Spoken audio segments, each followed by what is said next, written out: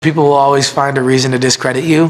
That's really how it goes. And the way that our sport is talked about sometimes, even by the people who are put in the most major positions to talk about it, is not always beneficial really for anybody, So I just think that's how things go sometimes. For us, it's about controlling what we can. Like, at the end of the day, it doesn't matter what people have to say about our road to get here, where we are right now, how we're playing. We're 3 games away from being NBA champions, and that's the biggest thing. And you're just trying to take it a day at a time.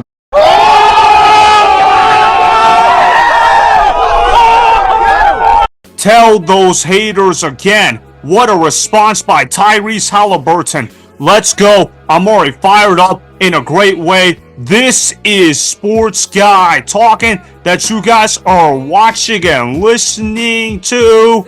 I am Dustin Tran, your host, as I am here today to talk about Tyrese Haliburton demanding the mainstream media to give more respect. Despite the Pacers being in the NBA Finals, it feels as if most mainstream media members do not care about basketball. In fact, the Thunder-Pacers series has been getting the media coverage worthy of a regular season game being played on a random Tuesday night. Before I say anything else, though, I want to present you guys with a topic question. So, here it is. Are the Pacers being disrespected with their mainstream media coverage? Obviously, these shows have done a poor job promoting the Thunder-Pacers series. The NBA doesn't have a small market issue, they have a marketing issue. Adam Silver sucks as an NBA commissioner. This man does not know how to promote teams in the NBA. The only thing Adam Silver knows how to do is bend his knee to superstar diva players such as LeBron James,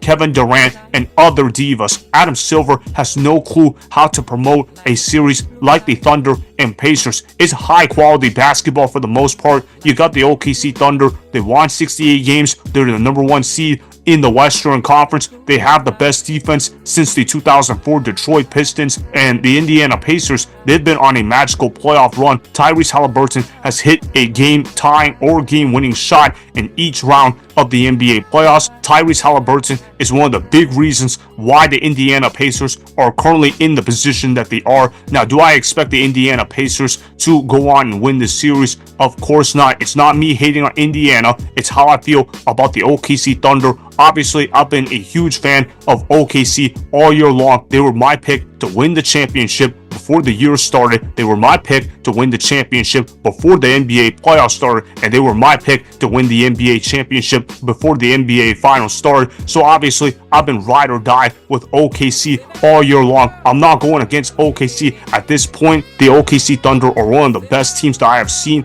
in quite some time. But enough about the OKC Thunder. I'm here to talk about the greatness of Tyrese Haliburton. The man has hit clutch shot after clutch shot, and he has shown the potential that he should be one of the faces of the league. This guy is not afraid of big moments. In fact, he runs to big moments. Tyrese Haliburton is all about everything that you want in a superstar. He's humble. He makes his teammates better around him. He doesn't play selfish basketball, and he's not afraid to hit clutch shots in big moments. In fact, Tyrese Haliburton is super likable to the casual fan. The problem is, though, the casual fan has no clue who Tyrese Haliburton is. That is an NBA problem. That's not a Tyrese Haliburton issue. I also want to show you guys this clip of Brian Windhorst talking about Tyrese Haliburton's shot attempts. He talked about how this should be the X factor for the Indiana Pacers in Game 3 against the OKC Thunder. Obviously, I like to call Brian Windhorst a box score watcher because he doesn't actually watch the games. He just reads the statistics sheet. He's not the only doofus who does that at this network, but he's one of the main ones that do it. It's absolutely ridiculous.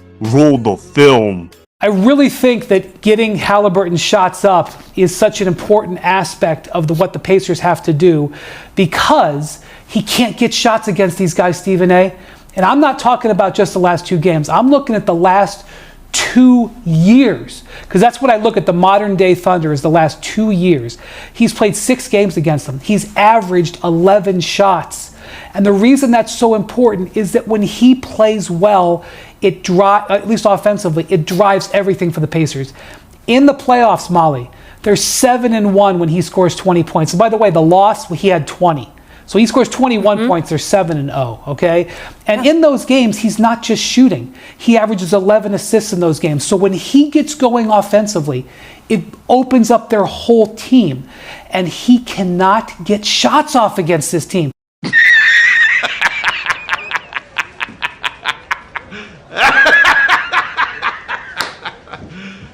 You serious? Just another reason why I regard ESPN as a complete joke. Brian Windhorst clearly only read the box score stats. He couldn't really tell you why Tyrese Haliburton didn't shoot the basketball a lot. Here's 2 reasons why Tyrese Haliburton didn't shoot the basketball a lot in Game 2. Reason number 1 is the OKC Thunder did everything they could to block Tyrese Haliburton from shooting the basketball.